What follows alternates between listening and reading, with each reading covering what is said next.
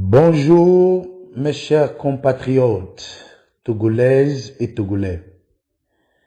Nous sommes arrivés à un moment crucial de notre vie sociopolitique au Togo et il est de bon ton que chacun apporte ses idées pour motiver, renforcer, illuminer le peuple togolais et lui permettre d'avancer dans sa lutte jusqu'à la victoire.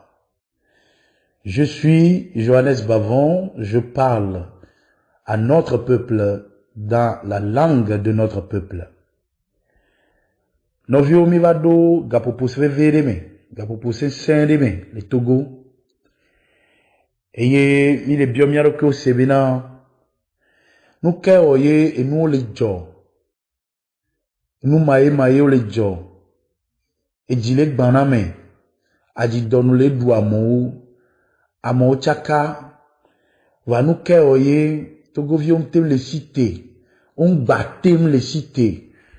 Ojo chia lome. On batem le cité. Bojo. Bakudo eji fafa. Ejijo yurona mesia me Amerikeng batem le huama. Ola wame le nkumenami. Togo vim ki wame batem le huama. Ofua me le nkumenami kaka me achi anigban. Togo vim batem le huama. Opua me le gazeji. Togo vim batem le huama. Nke le joneneon. Ye mi jova le sigbe kluvio koe.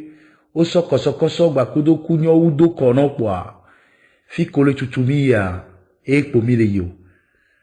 Enya kemja gbono le gapopo ya mea. Enyi nya vevere ke kure nya bak benti. Ema nya ya jia. Maso nti nyare. Aso dongo na nya. Enyi be mino devime. Gamea mano sibe 4 ans, alo 5 ans. Ye oplomi tante nye de ba home. Ko oplomi tante nya ba home, tante nya be vi, nous souviens là non sibe 9 ans alo 10 ans nene. Enye cousin nye. Ye ko oplomi ya, ame ko oplomi ya me ajo be ya trova ya va plom. Zadek boa, Amerikpe me la rame boa, tante nye be via ko iso seringue et dossier me. Be a so da binam. Ebe o, nou ka be la do nou anama, ebe o be no be no do nan kwa be na ma sinsi be yeke nene. Ebe a bon, Québec bon me ma sinsi be yeke nene, a di yo jom vile. Wa, au même moment, vovo ba do mbe la, no ve do nou anama, ne ndeva omare. Bien bedare ne do na manende o mari le kebela o ma ebe obende kwekwe ma o mo ebe na docteur be nyima ebe obe yemi docteur va na home va dona bina e pone bien be esi be so dona serenga me ebe sipo ebe so ona no na yo wa 14 so kwa ebe non e no gbon le jinye me na zirika be no do buya na o la ku si c'est vrai ou c'est faux, va sous que va na mewa.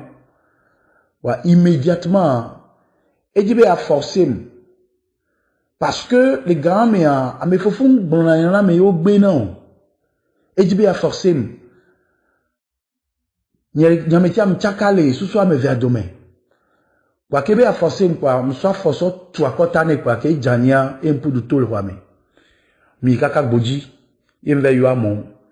Et amon on va honam jouan de yem sonya nous koyonabe esprit de rébellion allo titre no vonti be ditinya nyem mononabe enua gbedeo parce que à chaque fois nous trova na susu menambera ne de mke bojo vide yem dasi do konye vide peut-être anenye makoa tamnyoa mani aforikato mano infirme egbe.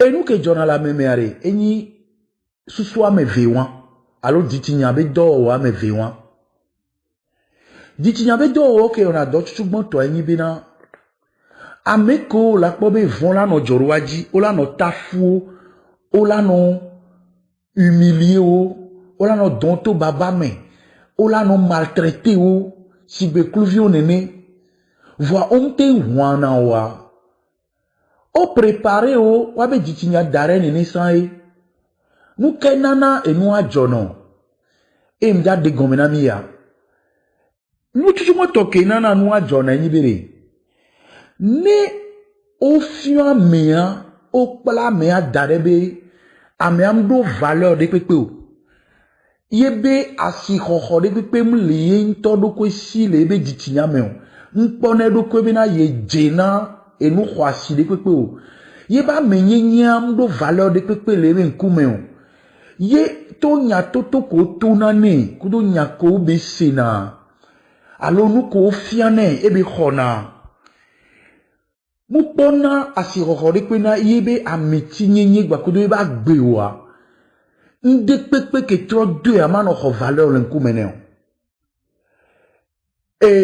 ga to nyenye wei nyenye amegan nyenye enu keke ala no ne sibe dron kuku be nyanene enu omya no veveri ne ye nene ba mea elate no droit gba soit dido gomela no asigame la me no sanu la trova no bova ezadome lava no du wa meno ba kanyi e hambe ndudu la home va mja no sofuli la meno parce que ne ne yo pala be jitinya dare be mudo valeur o ya metinyenya mudo vevie pepe mle e be nkume kure ntobe amenyenya nti o ne ne ye yovo ko va Africa ne ne va pala mi l'Afrique wa mi atogbo mu no nene so Egypte o mi atogbo o mu no nene ke gba yovo va o ameko jo l'Egypte va koro Africa be e na pupo ji fie kekecha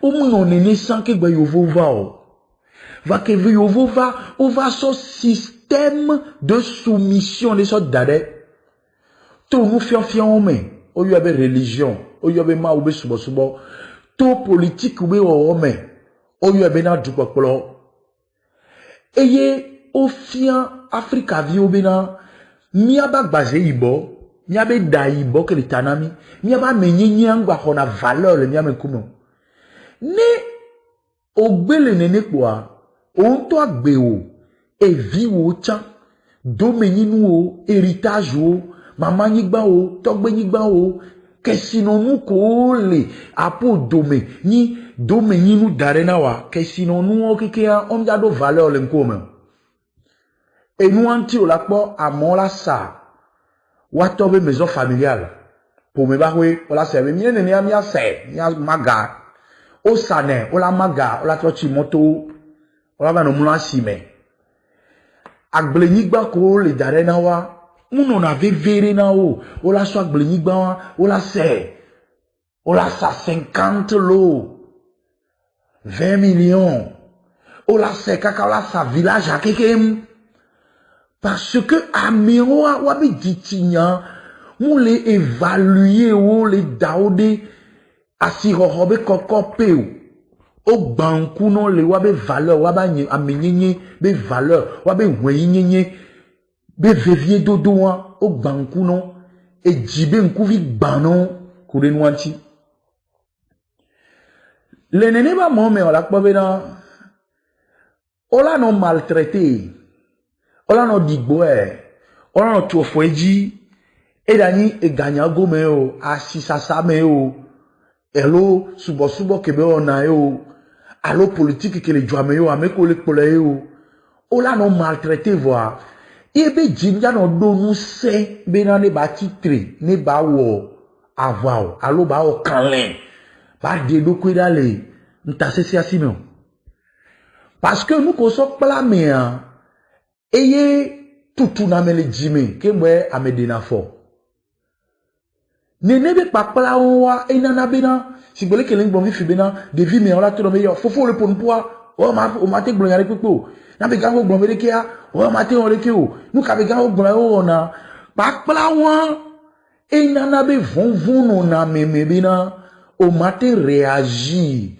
ne yebe amegango les wonu ke ni gbegbele nous do da gbo tcha on ya te réagir au dollar of violence dans doko ken gbo la te va réagir tcha parce que nous va réagir on va no po doko si bébé yeni rebelle alors yeni e vijagla di makla e vi ke mbuna me bakla wa e na benare o to na bi benare jidu dure kele kpala mesia me abe mesia me do la bobori jidu do ate do jidudu de pepe eso ma ugbo ma unto do jidudu de pepe eye na mere titre jidudu de nti abe titre ma unti o ma te ho pakpala wa eso e jidudu la no to afoji wa la be le titre de nti o parce que no be a titre de nti a jitinya o la no do dalino e jitinya o la no bi ohon be yo o le titre de ma o be do nti wa on nya ba megbeto we nwo nu adare o so fion ne gameke o va le hami o le demiama o le wumi o le gble domina mia ne mia be jitinya ngba tendo nsen de ba bli nyatao ne mia be jingba o kanle ne ba bli nyatao o nya ba megbeto we nwo nu adare o wo do yin ko de na ma wo be nya pakpala won e wu nya megede o be ji e wu jeunesse jata sohe jata ke nona et nous a sorheme jeunesse mea pakpala wa enana vonvon do jitinya me eye jitinya fana jitinya ngbatem défendre na ebe dignité ou abe ngbatem combattre na be na ebe dignité ne ba no en place o wa ola ko be na jitinya be do o vegan et que sauver un jour wa ele ni be Olanya meke amenyenye odula no la kwasi no kwa agbeko jaba no e vi o ba gbe e sron o ba gbe on to amegan kuku o me ba gbe do menyinu o nko o dignité o e do la do valeur no wunu sianu le yige me fie de ko va yige me fie apo destin wa c'est-à-dire jogbese ko heva et nous ko heva be yava wole yige mea et do la no vivre no wunde pepe et vivre do do la wo binade on ja te permettre be a me de pepe la hone ne be jogbese la si o alo la he money o ne o pala do ko e jitinya au fond jitinya o do valeur o wantia o la fond les sous-soume benade a me kwasi yin yebe vio nya me kwasi ye son nya me kwasi yebe pome nya me kwasi mimi kulu vi keye o la tutane nkumena o la don imion la don idusi la tutuodo baba me o la vo mi fanya le ke juru amedo c'est parce que on peut fondre à pour valeur à menyenye konya be valeur à destin ou be valeur à et nationalité ou be valeur à Togo yigba o kerenyi héritage a be valeur a susu o kudo jitinya o npo fona nu be valeur o ko be fona ne be valeur quoi o la ko bina nu si anu ke ja digbo a o la résister c'est ça ce qu'on appelle la rébellion nu si anu ke la jibenari ya bla jogbese o de ngbo domain ya khemona jogbese o be me vava les sommets ndi pepe ke bela ni les familles méo, l'association méo, les gouvernements méo, les régimes méo, politiques méo, yo vous yo, o la titré, yo o la wa vare doko ta, parce que on m'a été accepté ou quoi, on m'a été accepté ou, ne pas moi s'opposer là, vraiment et sincèrement, et nous qui l'a dit boa on s'opposer là né. Et y a nous do valeur l'enco mais à nos vies au chala do valeur non. On m'a dit ou amele gbokwa et o la yako menene avec nos familles. Yo o la vlia mais ata parce que agbe ou valeur ou nationalité ou et la me wan chame. O la po violer mesirika. O la po non violer mesirika. O la po unto le mesirika. O la po strong le mesirika. Ye di o la hon parce que on a accepté humiliation, esclavage, bakudo, patapa, à mettre le toit, on a accepté. Dites-il y a où est-ce qu'on a. Et nous, on a des civilisations, Ameke be ditinya fondé be valeur nti. Yebe défendre na yebe valeur, yebe dignité a. Et oyonabe ame ale civiliser. Mounya meke nya kotu dodo, alo robe dodo, alo nya police ici, bakudo make-up wawa, yo bonabe le civiliser. Le ditinya, non, unkume kono. Yo nyabe na de yenyi, mwenyi ba me, yenyi valeur ba me. O bate liliera ni gban wa, game o le civiliser wa. Wala kwa nene be ditinya, e nana bena, ame a blina de ba gbeta kakakaka ne la cheme ba, e chine me kudo dijobe, yem dasi, patapato, ame tetera nito, to, alo ame ko le hame, ame ko le ble ame be jogbise, ye be vi o be some ya, ye ngbele de wasimo, ye wa vwan ku oke, ye ame wa, o wana vun sigbe agbo nene, belie, o wana vun so mate kakaka zadona, majijo. Et nous t'y d'accord en haut. Kakavado fike, on le dit, wachawabe, restauration de dignité, restauration de gloire, restauration d'humanité. Wabe valeur a, o accepté ne, na o, yo arraché ne le wabe, a meko le hemona wasimea, ken bo o jijona yo bonade me. Nyato, fike bibado yare, gapo poasu, mille yo Togo be dirigeant o. Benare, Togo be dirigeant wani kanle tozon. Wa résister na néocolonialisme. Wa résister na enu ke le di la khomia Togbo ba nyigba. Ame ko le di la khomia Togbo ba nyigba. Wa va tu usine do mia Togbo be yodoji. Ame ko le di la be mia be dwane ni yoto. Ou le lo gaku do mia be to me no so le ro. So le wabe ke sino no so le dra wabe djourouade. Le di benade. Mi le bioso mi agbobe. Mi abe dirigeant, mi abe dîner fond. Mi anon civilisé. Vous êtes de jeunes lions. Montrez la force de votre dignité. Démontrez la force de votre dignité. Vous êtes de jeunes lions. Ne vous laissez plus à la faiblesse. À l'égard des biens, à l'égard de nos héritages. Mais il y avait Jingba Bodjo Sigbe Mafia Sinene là. Ni wano do muna mi le juta kwa de mi ano wo le mi atok boba ni gbaji là. Mi font le mi abe jiome, ye mi abli mi abe dignité ta, mi abli mi abe noire race africaine noire. Il y avait nationalité togolaise, mi abli ta là, afile pepe kemile. Mais le bioso jeunesse bobede. Jeunesse a négbe soumission à la vie de médiocrité. Ayadoudou, wabenonyenye, akuzemi dian kaka, ou la koutokbere tenou, ou school, mais pas que school y vena. Il y avait génération ya, il y avait donc il y avait des vies mais school ou ama monsieur amedo électricité la humori. Mi vers là où les poteaux gommés. Alors là si lanterne, bila no azizoro moti meno, o doya wan kaka va do fifi kwa.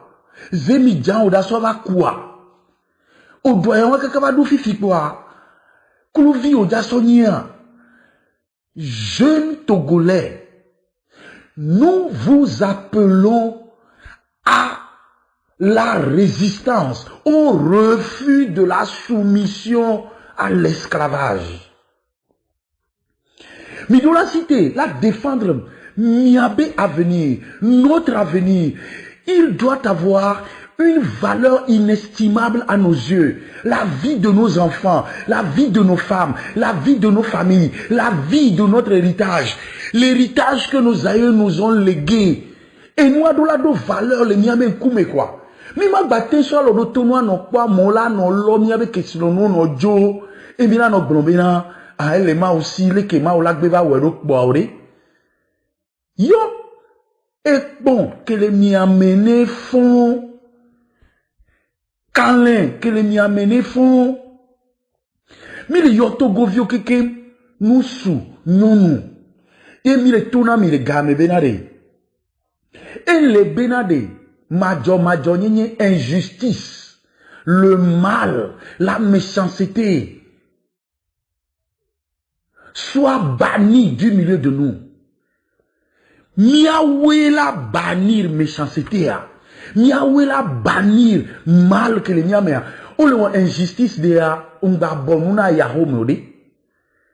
Odo la titre, togo vi nous sous, togo vi nous, amegaro, nous sous, les nous mais. Mi va battre nos dacido begleji, à nos glomé abe, mi le ma wasi vore. Gaya me o la de apo sore nyenye, apo amenyenye, apo valeur nyenye. Amerike mu na novio, no ua. Lu vo ya la batrova kwe, enti bia togbo ano diame o de na jotone, de de togbo ka joe be batrova joma. No oubli do ko ta, oubli vi ota, oubli du ota, oubli héritage que togbo dare na wa oublier tare. No tie me a togbo ntola tro do fiokuku non le fetome o la ga tro gbo varie me fie ye gloire o la tro no gane Amerique pe miate uluvo ntila wa ekpo la dabi no jole ntila mecha o la ga tro va konusen voire fifiare esunene mi do la combattre nous si à nous qu'une division yo so domiame ele ni o te so le domia dia. We kotokolito to vona losoto to vona kableto to vona mobato to vona ife to vona akposo to vona eveo to vona genwo. Stop. Non viwo bagbe et la lomena agbewo et la lomena non viwo de agbenya alors mebele eye nti o jio le gapopo ya mero benye gbakudo ni adopome les générations améro ewenyi jinye pola enyenyi jio pola o matin dasi o la ble donyeme yo la tonti la va yo mu yo voe la va demle vont aussi meode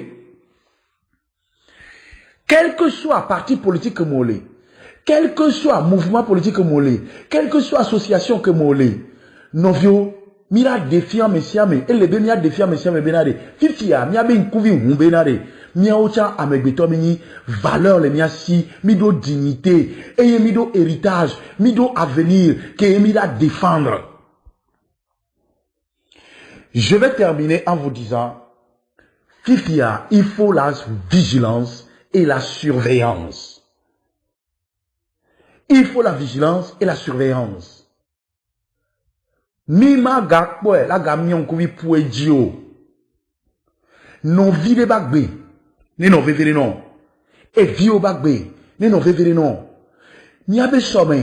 On to so meu. E vio be some. Ne non vevere non. Ouais, d'une certaine manière, bena.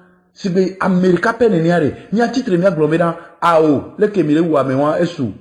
Ao. Le kemile hadwawa esu. Ao. Le kegbele naniwa esu. Non vient non les partis au pouvoir maintenant chane njibe atona monsieur Fonya Sigbere muni e noa e nyemnyani ke banglore muni e azobe torita ore o la teto nya woni e la sena we atuni bi aola esula o mu wona nene o on kona dumevi be hunda nyi o America dumevi be du hunda nya wo justice na dumevia. Fonya Sigbela le kwa la jo so jaro ezemela dadua. Non. Mi abe nou bobo parce que mi anto mi abe valeur. Mi abe so me do valeur le mi ame kumewa. Et les nabena et vont les ils vont di. Sofi fidide. E wo togo vignonu, e wo togo vinusu. Pa bobo do e vonta. Da pado majo ninyeta. Dapado vondi nyenyeta patapagba kudo ame et tontron on la file dapadeta osea dapadeta na ho ou ameno violé a joglaso sime na ho no vio le gbegble sime ko wenenia e mola hunawe togbola humono mama la humono togo ni gbanto la trozu maje kudo yayira si tunawe. Et moi-même, yo la ni nous totole parce que Ameko jena glade vonti, ameko nina rebelle do vontia, amewa we dena wanto arukui, wawe dena wabe vi obe some, wawe dena dukon, wawe dena nation de pepe. Américain nyante ba demiolo, nyanto we ya demi arukui. Wae le bena mia hunkuvizon mia nya bena, e nou kwa si emini kwa, e pe kwa si omini kwa, si ka kwa si omini, mia nye benare, mimi wameno konyi pelere le moi hihi ame yesoa o lava ejipo la file ao novi jogbese wa nem briller le fie nywero wa no jo la nigba ya dia o lava no enuye donc a no obibli nwe to le fia no jo wa yebe fetu o la ho no ba tie me ja fetu ya maglo ho gbede o parce que le voya ma voto beni M'domi nous sait, ben mia non titre nous, il n'y avait valeur, il y a défendre, il y avait dignité, il y a défendre. Je vous remercie beaucoup. Partagez ce message à tout le monde. Abonnez-vous sur ma page. Nous continuerons toujours par nous motiver dans cette grande révolution. Nous changerons notre cours de vie. Je vous remercie.